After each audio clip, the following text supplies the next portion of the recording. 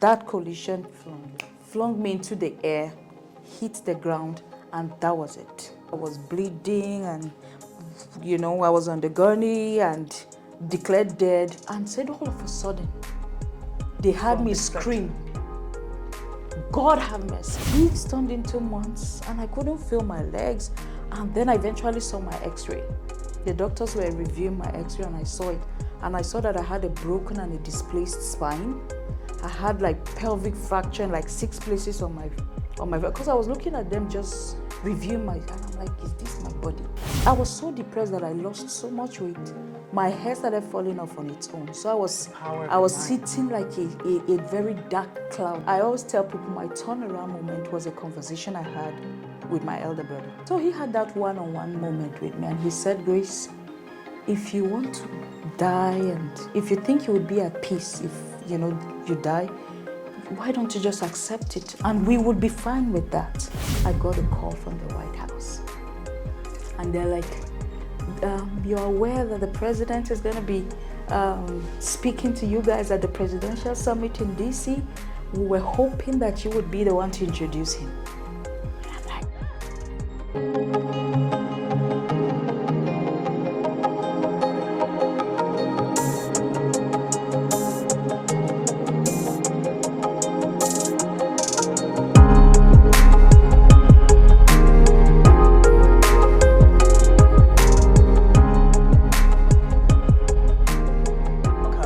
Welcome to another edition of I Overcame. I Overcame is the show where we get to share inspiring stories of certain seasons, dark seasons that people have been through or been to and have overcome. The whole essence and idea of I Overcame is just so you and I can know that it doesn't matter how dark it gets bright again. That people have walked the path where we probably are at, and if they have overcome, then we can overcome too. It lets you know that you are not alone in your struggle.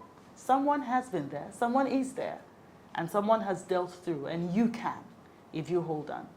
My name is Mvasity Jesse, and I am your host. Today I have someone truly inspiring, someone you most likely know, someone the world knows, with me today on the seat. And I am sure that her story is going to inspire you and I. Of course, the only reason why she's here is because she has overcome. And she's going to guide you through overcoming too. So let me tell you a little about Grace Jerry, which is a lot. Okay, you've heard her name. I was going to save it, but you've heard it. And just so you know the value of this person, I'm picking this off Wikipedia. I'm not even editing it. Yes. So you can Google her. Grace Alache Jerry. She is a Nigerian disability activist, human rights advocate, a musician, and a beauty pageant queen who was awarded the Miss Wheelchair Nigeria. Jerry is the executive director of Inclusive Friends Association, which is her NGO. She has performed in concerts within and outside Nigeria. She is a 2015 Mandela Washington Fellow and was honored by President Obama. Welcome to the show. Thank you for having me. It's just so beautiful listening to your voice. Thank you so much. Yeah. I had that pause because I was going to do this, but I don't want to give away so much. But if you can look behind me, you would see exactly what part of what I just read. The honor by President Barack Obama. And we're going to be sharing a couple of other things, including the story that leads here. But I want us to take it one step at a time. I personally know Grace Jerry from Jos, and Jos is a bit of a community in some sense. You kind of know everyone, even if you don't know them closely, you would know them or know about them. I agree. And for me and her, we had met a number of times at different places. And I know her story generally, and I consider it very, very, very inspiring. And I know, again, that it's going to change your life. So thank you, first of all, Grace, for doing this. And it is so nice to see you and be seated here with you. Thank you so much for Thank you. opening your heart to inspiring us and inspiring whoever is going to be watching this. Thank you so much for having me. Okay, let's go. Let's do this. Let's do it. Tell us a bit about Grace. Well, that would be your life before 2002. All right. So let's just share Okay, so family life. yeah, and you already said a little bit about what I do already. But Grace is the seventh of 9 siblings. Oh, wow. Blessed with 3 sisters and 5 brothers. Is that 9? Yeah, that's 9. And Yes, 5 plus you. brothers. Yeah, plus we making it 9. Yes.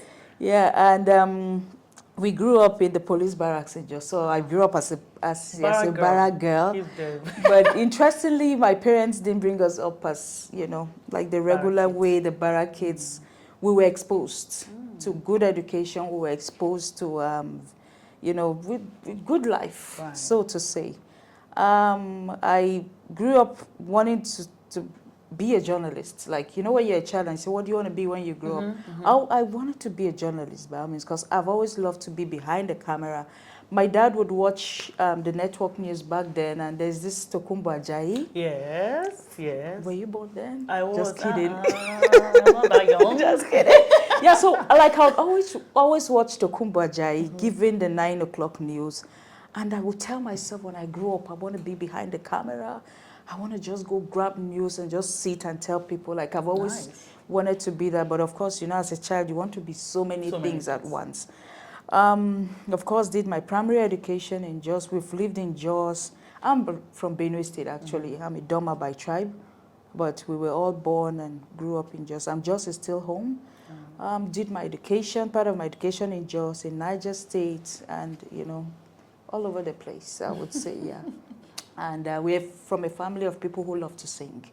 My mom, my aunt, and we grew up with such a big family. That's right. We were 9, then we grew up with cousins, grew up with aunties. So you know how it is when, the way Nigerians, and we would always sing in the house. And I think that kind of shaped our growing up, singing, this communal kind of living and all of that. So basically that's that.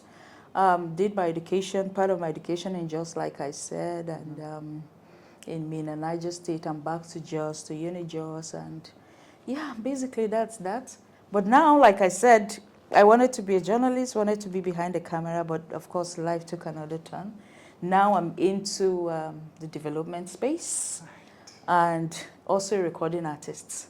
So the question is, am I still behind the camera? And the answer is still yes. Of course. I have a little background in law and, of course, in peace building and humanitarian conflict and humanitarian studies and all of that. So basically, that's that about me, I would say. So you were definitely still tapped in with the camera, just not as a journalist. No, not as a journalist anymore. Okay, let's go to 2002. Yeah. What happened in 2002 that changed the trajectory, in quote? Or how I like to put it is that actually, so we say redefine is the things in life that are unpredictable have a way of actually putting us where we should be. Exactly. So we think we should be here, but that's what aligns us. So we were not aligned. Not at all. Then he aligned us. So what's for me, I like to look at it as finding purpose all over again. Like I used to tease myself. I said, Gracie, you didn't have a purpose before. You wanted to do too many things at once, But the circumstances, like you said, has a way of just realigning you back to purpose, to plan, and and you just begin to live it and you flourish in it. That is my story. But of course, when it happened, it didn't make sense. So tell us about it. Yeah. So what happened? What happened? On the 7th of January, 2002, like we just entered the new year. Kind of That's a new year, of course, with the long list of resolution, this, and entered the new year. And 7th of January was on a Monday. And I left school and then came to, I didn't go to school that particular day because there was a bit of unrest around the Bauchi Uni Jos area. I didn't go to school that particular day. But then I came to church for choir rehearsals. And one of the lead soloist in my choir, in my local church back then. And after the rehearsals, I was going back home with my elder brother, my younger sister. We took a bus from, of course, just town to Bukuru, just north to just south, and then boarded a bike. So from the story I had, because from that point I didn't remember anything. I remember that we dropped from the bus in Bukuru town, but then climbed the bike. They said I was the first person to climb my own bike, and they followed behind. And my elder brother said he got to a scene and he noticed they were like more or less like diverting people to just go the other way. It was an accident scene. But he passed. And then he said ahead, he noticed, and it was around 8 p.m., he noticed he didn't see my bike ahead. And somehow his instinct told him to turn around. And he told the bike guy to turn around. And he said while he was approaching the scene of the accident, the first thing he noticed was the jacket I was wearing. It just was very cold, and I wore this very thick blue jacket. And that's like the first thing my brother saw at the scene of the accident. And he said he ran, and people were trying to stop him, and he was telling them, she's my sister, she's my sister. And when he got to the scene of the accident, I had been picked, because as far as they were concerned, I was dead. So I'd been picked from the ground and I've been placed in the boot of somebody's car. And then the driver of the bike, who was still conscious, was placed on the back seat. But I was in the boot, lifeless. So my brother rushed, and he said he held me to himself. And he said he didn't know what he was doing, but he kept checking. He wanted to see if I was alive. And that he kept assuring people and himself that she's alive. And he said he reached out and felt the pulse on my neck. That was very weak. But then he didn't know if I was alive. Like, he was in a state of confusion, but he kept telling them she's alive. At that point, he had already told my younger sister, who was on her own bike, to rush home and inform my parents, because we're very close to the house. Oh, wow. So my parents came, they picked me from the boot, my lifeless body from the boot, put in our own vehicle, rushed to, they took me to the Jos University Teaching Hospital. And well, while they got to the hospital, they said the doctors declared me dead on the spot. Really? Like, she's already gone. So they just left me. You know how they just leave you on the stretcher? And my family were just, said they were just hopeless, and were just standing and looking and wondering. So before you go ahead, what happened? What was it that happened? A car knocked you down? Yes, I was hit by a drunk driver. My bike was hit, it was a head-on collision. And the impact of that collision flung me into the air, hit the ground, and that was it. By the time I was taken, I was bruised all over, I was bleeding, and, you know, I was on the gurney and declared dead. And said all of a sudden, they had me scream, "God have mercy." That was the scream they had. And so they quickly rushed. And my dad said he was pleading with the doctors, whatever you can do. And then I went lifeless. So it happened for like 3 hours till I finally regained some form of, I wasn't conscious, but there was weak pulse that started becoming consistent, but still very weak. And, you know, that was sustained me till I was taken to the emergency ward. And so I was unconscious for 2 weeks. And in these 2 weeks, I still didn't even know what was, of course, I wouldn't know what was happening. And finally, when I woke up, in the 3rd week, I woke up. And guess what? I was looking for my legs when I woke up. I asked my elder sister, who was by my bedside. I woke up in the middle of the night because I reached up and I saw juice on the curtain. And I was wondering what I was doing in juice. Like, I didn't understand the environment and why I was there. And then I reached out. I couldn't find my legs. So I woke my sister up, who was sleeping by my bedside, and I asked her, "Where am I?" She said, "You're in Jude. We were involved in an accident." And I thought, no. You know how you just reject something? I said, no, it can't be me. And then I asked her, "Where are my legs?" And then she took my hands and she put it, my legs were under the blanket. I felt my legs. And then I told her, "But I can feel my legs, but where are the legs? I can't really, where are the legs?" Yes, you know. And that was when she's like, "You were involved in an accident, you sustained spinal cord injury, blah, blah, blah, but it's going to come back," she just assured me. And I felt that assurance and I like accepted it. But weeks turned into months and I couldn't feel my legs. And then I eventually saw my x-ray. The doctors were reviewing my x-ray and I saw it. And I saw that I had a broken and a displaced spine. I had like pelvic fracture in like 6 places on my, because I was looking at them just reviewing my, and I'm like, is this my body? I didn't really understand what was happening. And I was lying down for 3 months, just on my back. After 2 hours, they'll turn me sideways to prevent pressure sores. And stuff. 3 months, they had to teach me. After, we had to put a cast on my back. They were contemplating, do we do a surgery? Do we do a cast and all of that? So I was on cast for like months. And then they eventually taught me how to sit all over again. And I was so excited because I couldn't wait to start seeing people from this view and no longer Not from like the lying that. down view. Imagine you lying down for 3 months. 3 So they months. taught me how to sit again all over.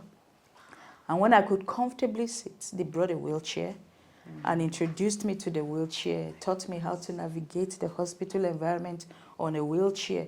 But even with that, I was still waiting, like... You had the faith. leg, yes, There the was leg was hope. going to come back and so So it was easy to deal with it. It was easy to just deal with it. And of course, I had a lot of people. I was like the most popular patient. So people were coming and all of that. So that was what happened. My spine broken and displaced. And I overheard one of the doctors telling my dad that me getting back on my feet will be 50-50 chances. I'll have to go through a lot of surgeries, a lot of rehabilitation, 50-50 blah, is blah, hopeful. blah. Yeah, 50-50 is hopeful and all of that. So that was it. After 3 months, I was strong enough to go back home. Okay. And, I was excited to go back home. And that was when the real drama started. First, I couldn't even navigate my home environment because it wasn't so accessible. The bathrooms were not accessible. In fact, the entrance into the house wasn't even accessible, so the house had to be remodified. So I could only function within my house. Inside the house. But outside the house, I couldn't navigate my wheelchair now. And then having to be home for the period of my recovery, because I kept going in and out of the hospital. Yeah. My sisters had to go back to their regular life of school, of work. Reality. My UJ friends who were coming to the hospital stopped coming. So I was now all alone. And that was when reality dawned. Like, really, for real? Like, is this what it is? I would have to lie there waiting for who would come help to turn me around or to sit me up. Like, I couldn't do anything for myself and by myself. And this was you at Age as a 22. young adult. Yes. A young adult. 22. 22 So you had years used your old. legs for 22 years. Yes, pretty much 22 years. I was independent, doing things for myself, by myself. And then here am I I'll have to wait for someone. And just my 2 elderly parents. And somehow I didn't want to stress them. So I would just lay there with so much discomfort because I didn't want to stress them. Till 5 p.m. when my siblings would come home. So, that's it. And that was when depression now set in. I was depressed and it was terrible. I was depressed to the point that I became violent. I was taking my pain. Of course. I was taking everything out on Anyone. anyone around me. Our house help then she suffered. No. She would just come into my room and say, Grace, good morning. And I'm all over her, tearing her down like a wild animal. I was so depressed. They had to take me away from the house because just to stay away from people, to just, be well. Right. And this lingered for a period of time until I always tell people my turnaround moment was a conversation I had with my elder brother. And he sat with me. The same No, one no, who no. came out? Another of my different- elder brother. I was taken to his house to recover. Okay. With less people. People weren't coming and just to stay away from people, Right. So he had that one-on-one moment with me and he said, Grace, if you want to die and if you think you would be at peace if, you die, why don't you just accept it? And we would be fine with that if that is where you would find peace.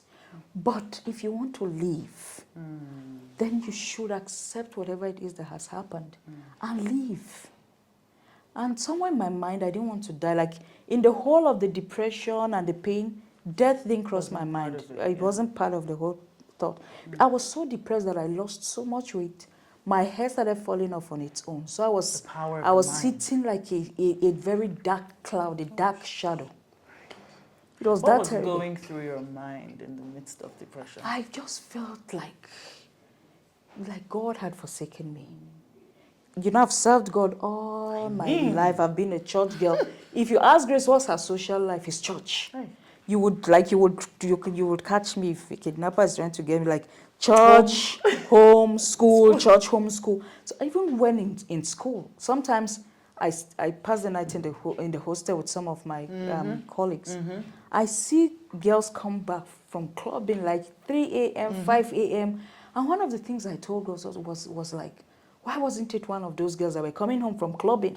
Like me, I'm coming from choir practice. Like I'd scored the song we were going to be doing the next Sunday. I was already feeling cool about it. And guess what the song title is? This test is your storm. That was the title of the song that I scored on that Monday to sing the Sunday after. And then it happened. So I was just worried. I mean, I was confused. Like, God, why wasn't it those girls that come home from, come to the hostel from clubbing? Why would it be me? And that conversation. So if this was a reward, Yeah. which is what we usually think, sickness, disease, Yeah.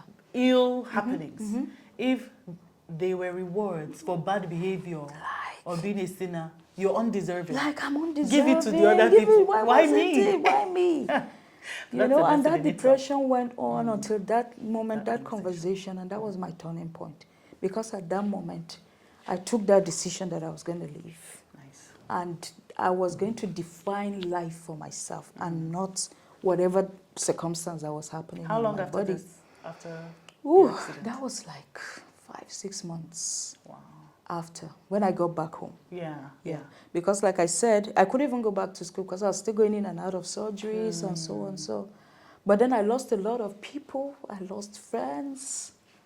The only people who were around me were just my family. And then I wasn't strong enough to go back to church. So I couldn't do what I loved to do, singing. So I couldn't go to church for like a whole year and, you know, and all of that. But that was like the darkest period of my life.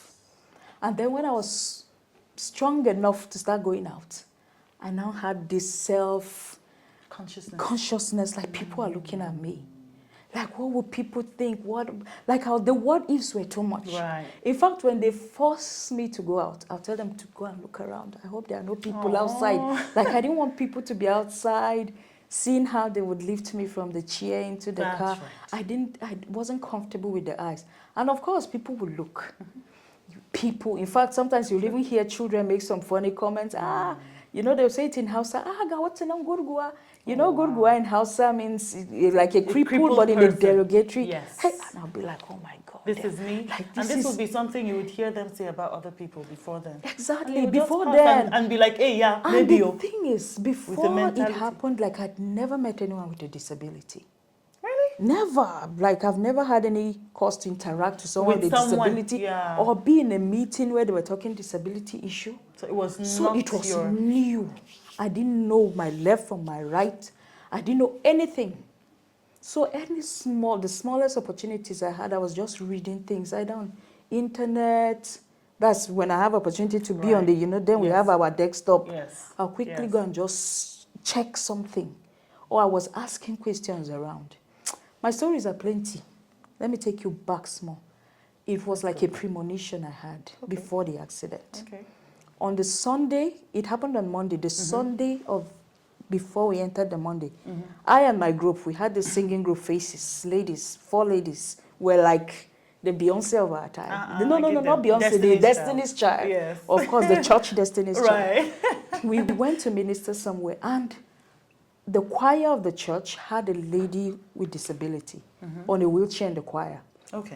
And I kept looking at this girl and I was wondering, and she was all lively, she was happy, she was singing. And I couldn't understand, like, why is this girl happy? How can you be happy? How can you be happy sitting on a wheelchair? I looked at her, like she had polio because the legs were a lot smaller. I couldn't imagine why this girl would be happy. She was singing, and then while I was looking at her, I'm like, how does she navigate her bathroom? Who would marry her? How will she have kids? On Sunday, 6th January, I was looking at this lady, I was thinking about these things. And after the service, I didn't even walk to her to even say, hello, what's your name? Of course, we did our superstar thing. And then we left. Then on Monday. And then Monday comes.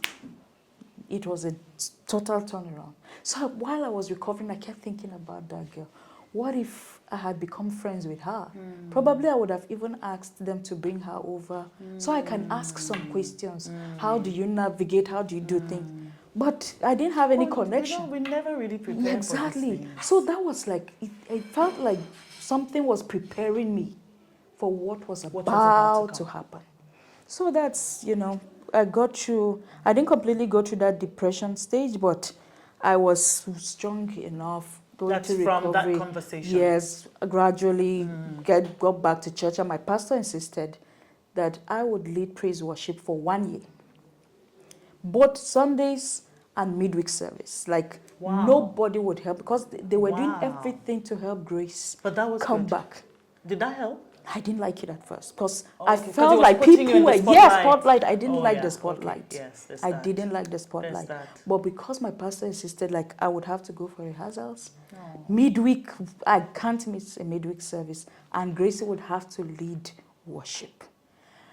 While I thought I was getting over it, one of the Sundays I was leading worship. And you know how it is when you have a paralysis of some parts of your body. Yes. You don't have some level of control over your bowel or your bladder. And then I was on a catheter and urine bag, which was, you know, packaging my, you know. And then I was ministering in church and I didn't know what happened. I had like a wardrobe accident. And then I peed myself right in front of everybody in church. And I didn't know. I finished leading worship and then I moved from that spot to where I was seated, and I noticed an usher quickly came and she was trying to mop.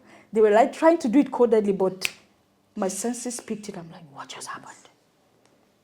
And then my pastor's wife came. They wanted to wheel me out of, like, they just choir started singing to distract the moment. They took me out of the church to change me. And I told my pastor, I said, I am never coming back to church. You know how it feels like God, he never do you. You want to embarrass him? Like that was the moment, like I never do. So it felt like, man, like the host of heaven is against me, like they have a fork, they were just kicking me, piercing me, you know, that kind of thing. What are you punishing me for? And I said I wasn't coming back to church. It took another drill for them to get me back again to church. And then I'm like, okay, even if I come back, I'll sit at the back, I won't lead worship. So this was between you and God at this point? This was between, and of course the pastor, my pastor's wife. Because they put you there. They put me there and they forced me back to church. But through all of this, you know, I mean, God is just too wonderful. For you to even say that right? While I was in that state of, man, God, like, he don't do you and he don't do me. I was still serving. And God was still blessing. Like, he was just opening doors. And so many things began to happen till in 2010. And then every opportunity I had to sing, to minister, I would quickly talk about accessibility of the environment. Right. So that was how advocacy crept in gradually. How did you build your confidence? Was it because you just remained in this spotlight that they had put you by force? That gradually you just got to accept? I can't even say what my turning point was, but I just knew, yes, I can't really tell you, but this was where it was, but I just knew that they would always want me to go out, go minister. Did it eventually help? It did, it helped. At first, of course, it was At first, I wouldn't dramatic. take those invitations, no, like, no way. But eventually, like, I would accept this invitation. And then, of course, because I'm on a wheelchair, they would lift me into the church and then lift me from the ground onto the stage. And then I'll quickly tell the pastor, please, can you make this environment accessible, put a ramp, do this, do that. And that was how advocacy started. And sometimes I would tell the church, like, I look at your workforce and I don't see anybody like me, either in the ushering or in the choir. Can you begin to look for such people to come serve in church? That was it. That was how advocacy, like, I didn't even have the knowledge on it. But I started using my experience and my life story to advocate for accessibility, to advocate for workforce, persons with disabilities in the workforce. And gradually that was it. And then in 2010, when we got the call for the Miss Wheelchair pageant. Yeah. So they reached out? Well, it was all over like the social Okay. media Yeah, and yeah, so yeah. on. Mm-hmm. Then my pastor called and it's like, Grace, you know you're already advocating, you're Who was already the pastor doing at the this. time? Then he was Pastor Nixon Jalo. But the pastor I started with was Pastor Musa Wiep. He's I a just bishop wanted to now. give them a shout out Bishop for Musa Wiep and his wife, Pastor Comfort, Sisi Wiep. They started the whole process and then Right. Pastor Nixon Jalo took over. Mm-hmm. Pastor Nixon encouraged, like, go for it. And somehow I'm like, ah. And it was going to be a pageant for 40, representing different states across the country. Right. It was 36 then. But of course, we were like 40 women. So I represented Benue State, of course, my state. Yeah. We went to Lagos for the pageant. And that was my first time being exposed to a lot of women with disabilities. So I was in awe, like, lots of women with disabilities. I didn't know So we were this is this not just macho. me, exactly. You know, beautiful women, intelligent women, super smart. And I even forgot I came for a contest. Oh, I was just being friends. I wanted to know their story. I wanted to just, and we went in for the pageant. And the pageant wasn't a regular kind of pageant. They wanted to pick a spokesperson for 22 million Nigerians with disability. Someone who would advocate, Yeah. speak up for their rights, push for the president to assent to the disability law. So the work was enormous. Yeah. But they were doing it through like a pageantry kind of thing. And then I emerged winner at the Miss Wheelchair pageant. Out of 40 women. Out of 40 women, I emerged To winner. represent 23 million people. To represent 22 million Nigerians with disability. So that was, that work started for me at that point. Right. And I would meet with legislators, I would meet with stakeholders from both the civil society and from the government. I would always talk about, at this point I didn't even know much about this issue, so but I quickly go read. I surrounded myself with few people who would put me through. And then you had a story. Yeah, and then I had a story, so Right. I would use my experience. Go to the National Assembly, talk about this issue. My Miss World Sharing was for 2 years, 2011, 2012. Yeah. But then at the end of 2012, it felt like I had not even scratched the surface of advocacy, because you would advocate for access to education, access to employment, access to so many things. So it actually felt like these legislators I was meeting, these key stakeholders I was meeting were not ready. Like they didn't see the importance or the need of what we're advocating for. We need a disability law. That's Persons with disabilities deserve to have a right.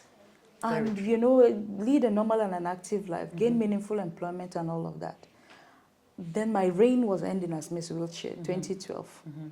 And then I felt the need to start the Inclusive Friends. And that's how. And that's how that we became. birthed the Inclusive Friends in 2013. And, you know, and like I said, it was basically about my life. And even with that, I was still doing music in between, because I remembered when I started Inclusive Friends, the registration, the CSA registration was money from honorarium. I went to sing somewhere. Wow. So when the honorarium was packaged for music ministration, Right. I registered Inclusive Friends. I bought the first few furnitures. Oh, wow. And then, of course, I'll go minister again when an honorarium is packaged. That was You what were was using it to sustaining my build this. team. You had a few team and was using it to build, and we got our very first grant, I think, in 2014, just a year after we started. 2013 you start, 2014. 14, we got our very first big grant from British Council during the Nigerian Stability and something program, NSRP. And that's it. So advocacy, we started advocating for the rights of people with disabilities. And I will tell you, from then till date, we've made remarkable difference. Before we go further into this, let's backdate. Let's rewind. Yes. Let's go to 2011. Okay. 2011. 2011 was another drama. Let's share that 2011 story. Yes. So 2011, I was already doing my advocacy work as Miss Wheelchair in As Abuja. Yeah. I was here in Abuja, staying with my sister, and of course it was easier to go to the National Assembly and so on. So while I was doing this, I got another invitation to come minister. So music again? Music again, church again, Oh my goodness. to go minister at the Friends program. After you had forgiven God in quotes. After I thought I had moved on. Yes. Then in 2011, I was traveling to Jos from Abuja. Okay. And somewhere around Gidanwaya, those who are familiar with the Jos Road, Yes, I know that. it was another head-on collision. And in this vehicle, I was the only person who was injured. The night before that trip, I had a dream, and I still didn't pay attention. Okay. I was just sitting on the couch with a friend, we were just gisting, and then I just drifted off for like seconds, and I saw myself in a burning building. If the building was burning and it was this thick white smoke, we were in the inner room. I was in the inner room, and the thick smoke was coming from the exit part of the room. Okay. Was coming towards me. And something kept telling me, if I stay in this smoke, I'm going to die. Right. Then I felt like, okay, I'll just throw a blanket on myself and then run in straight line and then turn the left. That was like the exit. That was in this short dream. And that was what I did. I picked a blanket, threw it on myself, then ran into the thick white smoke. It felt like a white cloud. I ran into it, and then I woke up. And then the friend of mine started laughing at me, saying, now, where with the gist? You don't sleep. So tell you they jack inside sleep. For real? And we She could laughed even about tell it. that you had woken I just from was, see what thing just happened. Like I just had, this is a short dream. And we just laughed about it. I didn't pray about it. I just laughed about it. So it didn't even seem to you like it meant anything No, deep? it didn't mean anything. And then the next day, I was traveling. And then when this accident happened, it was that thick white smoke from the bonnet. The car started burning. And then it was this thick smoke that was filling the car. And I was stuck because I was sitting directly behind the driver. So, you know, when the, what's this thing? The airbag? Airbag, yes. Pushed his seat, and then his seat crushed me between his seat and mine. So I was screaming for them to take me out. They were concerned about the car burning. They Left you there? So my cousin, I think that was when he quickly remembered that Grace was stuck. They pulled me out of the car. That thick smoke I told you I saw in my dream had filled the car. Sat me by the roadside, and of course they were trying to, you know. And that was when I realized that I had fractured both legs. Again.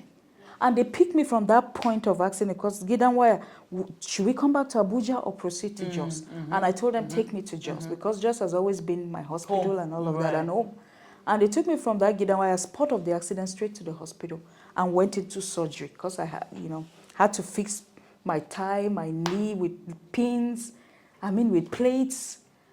And I'm like, God, what is it? And you know, like we were saying before we started the recording, when you think 10 years, I will give you time. Exactly. And that was what I was doing. I told God, I'm going to give you 10 years of this thing. You know, whatever you want to do through me being on a wheelchair, do it within these 10 years. And 2012 was going to be the 10th year. Yes. Yes. I was getting ready to get back on my high heels, get back on my feet. And then the 9th year, and it happened in around October, November. No, it happened around September. And that's like a few months getting into the 10th year. So like I didn't understand, like God, make it make sense. But like I was even waiting for him to make it make sense. I'm like I was done with God.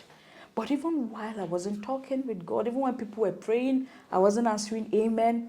I was just writing, pouring out my heart on a journal. I was pouring out my heart, and I would gladly tell you that those things I was pouring out on the paper translated into songs. Songs that became healing and hope to people. So while I thought I wasn't talking to God, you were talking. God was speaking and I was writing.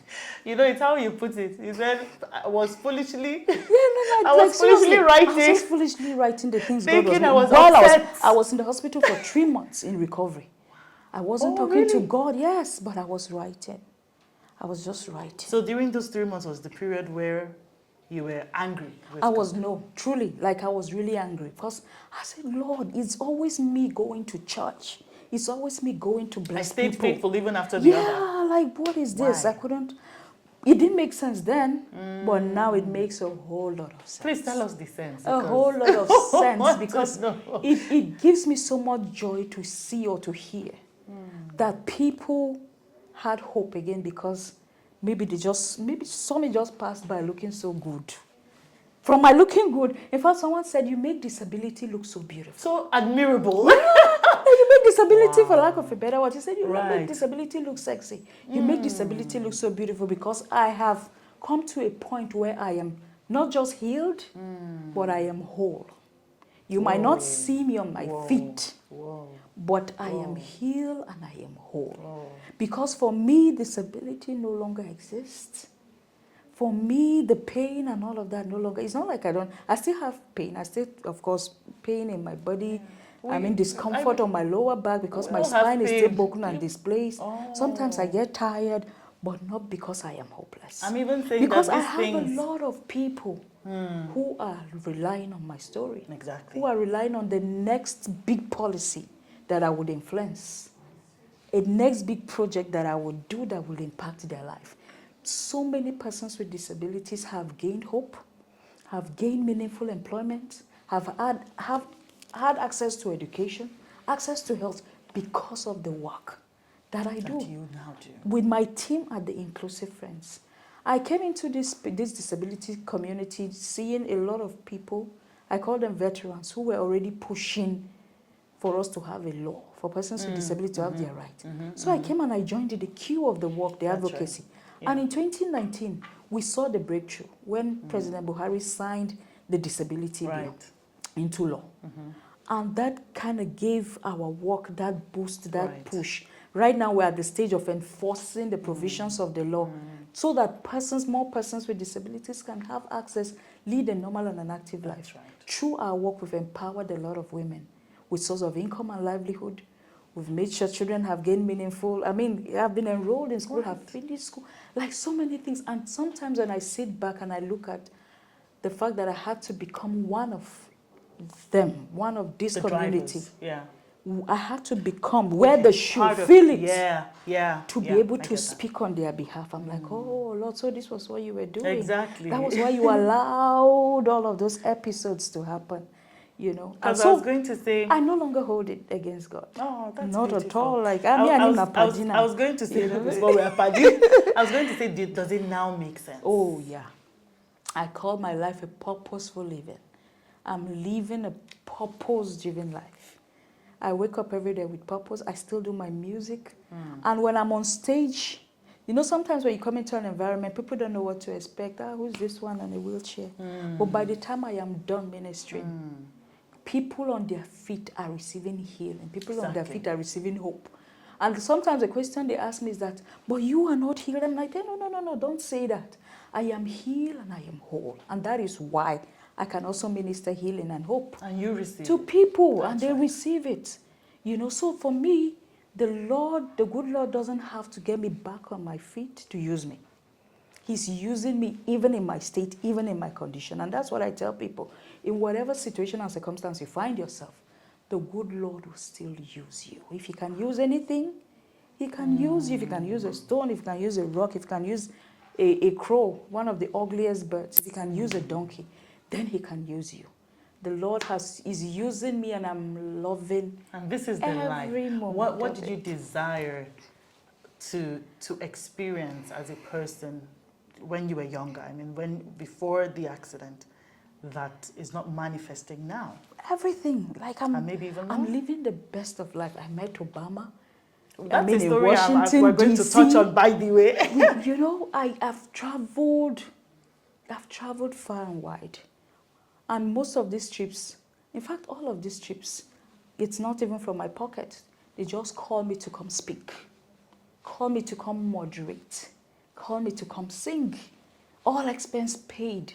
So I'm still living with my spine still broken and displaced. That's right. With me on a wheelchair with partial paralysis. That God can fix. I'm still traveling the world. I'm still impacting lives around the world. So for me, it's not even a barrier. And that's the beautiful It's not even a barrier. Because, I mean, when I was traveling for the Mandela Washington, we were like 500 young African leaders that were selected from across Africa. I was one of the 500.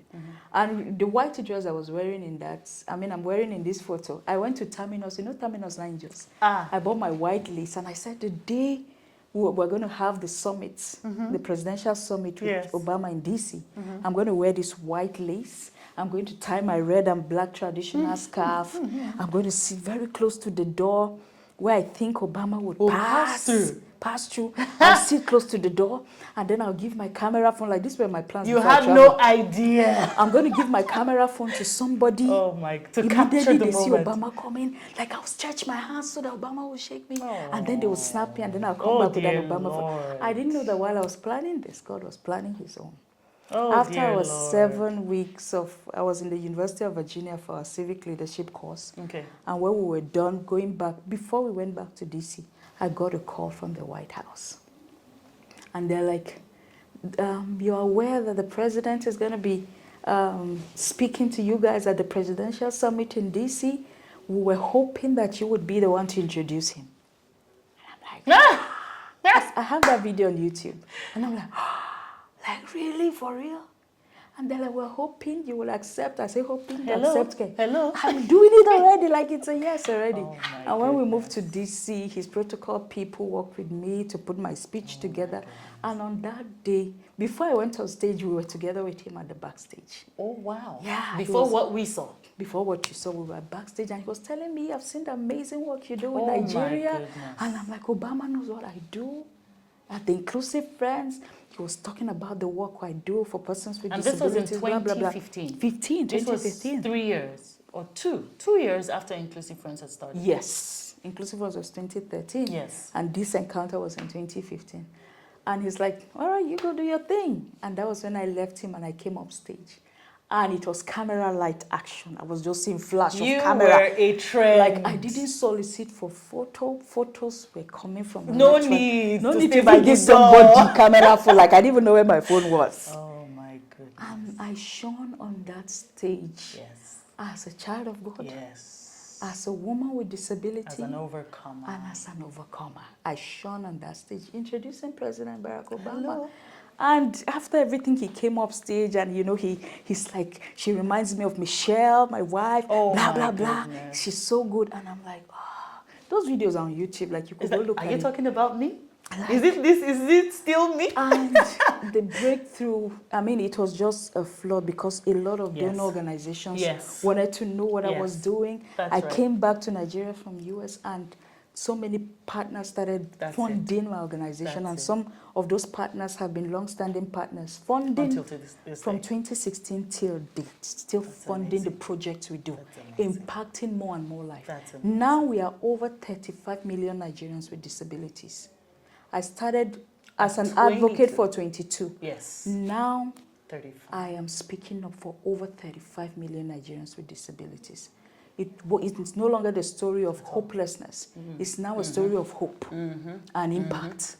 So, like, I mean, I no longer feel bad. I'm curious to know, how did they choose you to do this, to introduce it? Okay, so where my institute, the Presidential Precinct under the University of Virginia, they have a way of just documenting your amazing work. Okay. And during one of the community work, people were just telling what they do. And I was just seated, and I was just thinking, what do I do that is different? And something just said, sing. Oh. And there was this song I composed about, you know, diversity of the African, the strength of an African. I mean, how we are diverse in our culture, in our ways, but yet we are dynamic. Yeah. That was the song. And I just took my guitar with some other white guys who were playing guitar around. I just quickly showed them the chord. And while I was just doing my thing, they were playing the chord, I sang that song. It was just a small community gathering. Hope your guitar is somewhere around. No, I don't have a guitar in my office. I have books. I don't have guitar. But you will sing the song. Yeah, so I sang that song, and they recorded it and put it on social media. And people were watching and just commenting left, right, center. And my institute were like, no, we need to record this song. So I recorded like a fresh video of this song in the home of one of the old presidents of American President James Madison at Montpelier. It was on the lawn of his house. Oh, wow. I shot the music video. I mean, everything was done, and they put it all over. And in 24 hours, I got over 100,000 views. And that was one of the things that they told me when they called from the White House was that we saw your music video and we loved it. So you see how music has a way of working with advocacy. Your life is complete. It's music and advocacy. Music and advocacy always going together. Intertwined. So nothing lost. Yeah, so I do music and I do advocacy, music and advocacy. Yeah. And that was how they saw it. And they selected me to do the Obama introduction. And these photos were sent to me from the White House. This is from the White House. From the White House. I mean, before I knew it, I was all over social media. I was all over the front of national dailies in Nigeria. People were calling to say, and my other brother said, Grace, you're out of our hands now, you know. You can do good all by yourself. And that's how the Lord, in His goodness, chose to just beautify my life and just make it glorious, just make it beautiful. And that's the long and short of my story. You know, I was going to say, how do you think, and you know, I know that even if this didn't happen, your life will still be glorious. I mean, with God, of course, really no, can't we don't know His plans and His ways, but we just know it's beautiful. It's always good. Yeah. But it's almost like, so put your life side by side, if that is even possible, with if you had your legs. And now that, you know, this has happened. I mean, we can't even see the other. The fact that I have become a spokesperson for the underrepresented community. Yes. I love this phase of life. Beautiful. I love this place of work.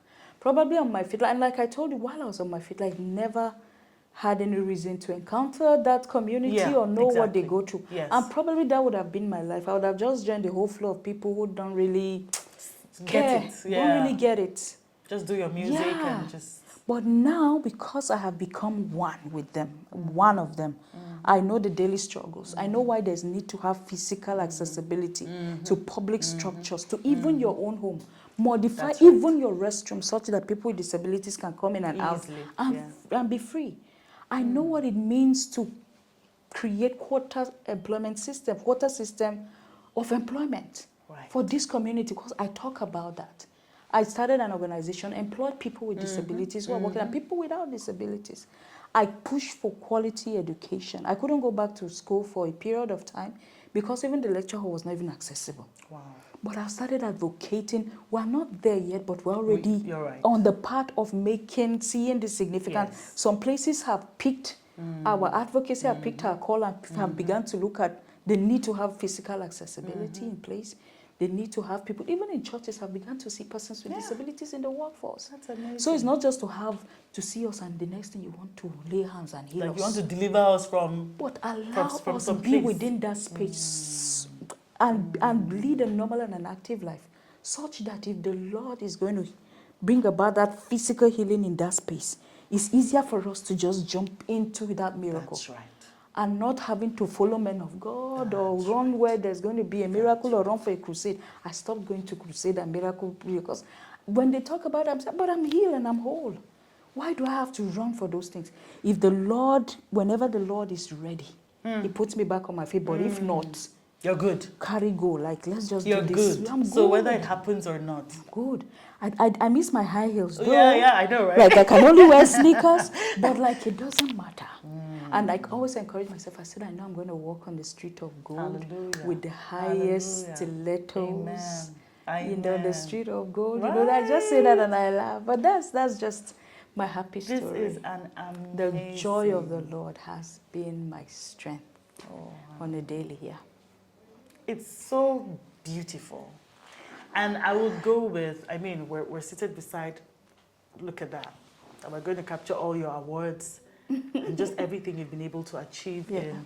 This is now, how many years now? 22. 22 years. And you were 22 when this happened. 2002 to 2024? 2020, yes. 24, 22 years, yeah. And I'm not back on my feet yet, but like, who cares? Who cares? If you don't care, who cares? Ooh. And that's amazing. Yeah. And you know, the fact that we know, and that's what I was going to say earlier, that God can. He's done it for others. And you remain in Him. That's it. Like you are in Him. Healing meets you anywhere.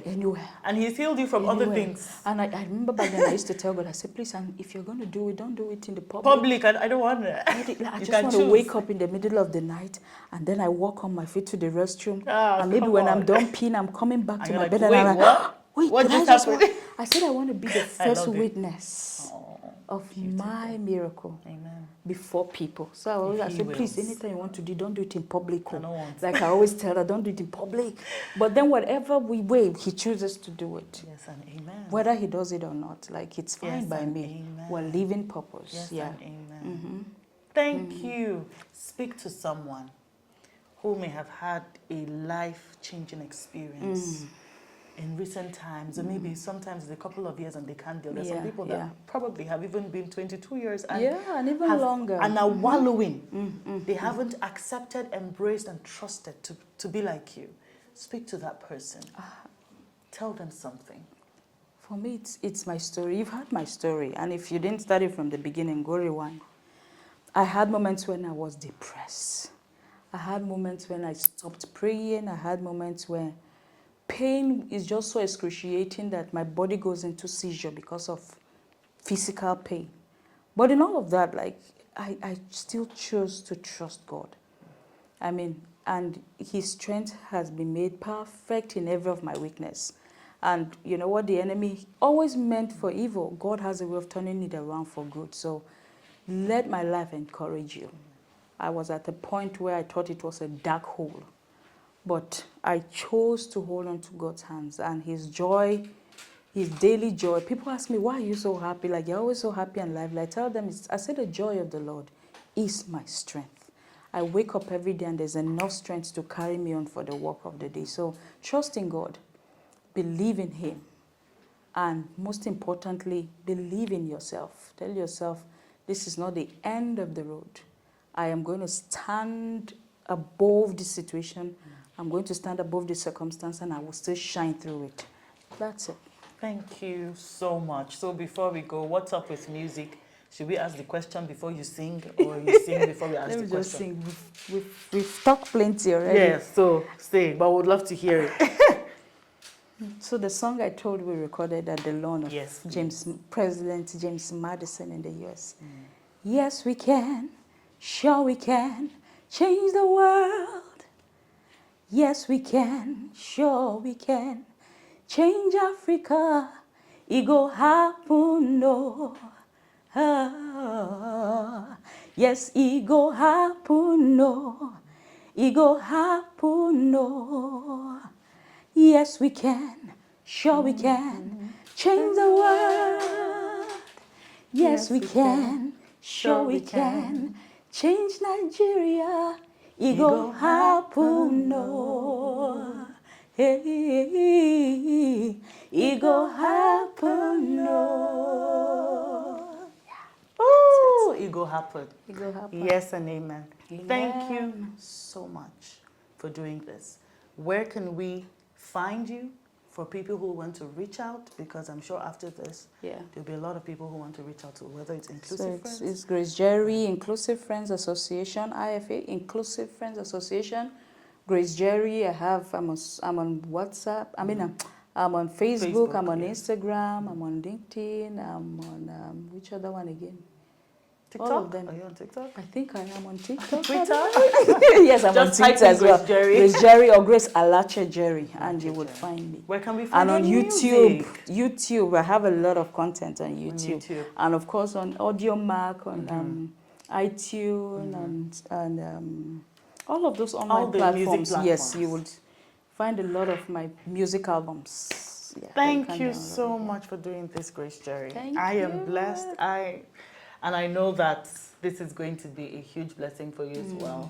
And if this has touched your heart, please reach out, share with us. We'd love to hear it. It's always a gift to be able to see the impact that your life is making. And like you said, this is one of the reasons why it doesn't even matter. I work tomorrow, I don't work. Impact, purpose. Exactly. God's perfect will. And that is where you are, right in the middle of it. Exactly. That's the most place that matters. So thank you so much. Thank you for watching. Reach out if this is an inspiration for you. And remember that you can follow us on all our social media platforms as well. It is the Pathfinder TV, I Overcame, and our other contents, which will definitely inspire you.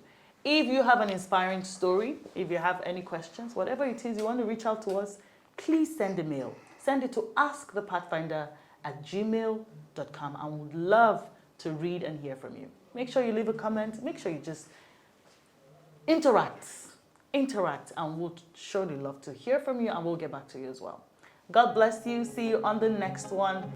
Cheers, God be with you, and stay in hope, stay in love, and know that all things work together for your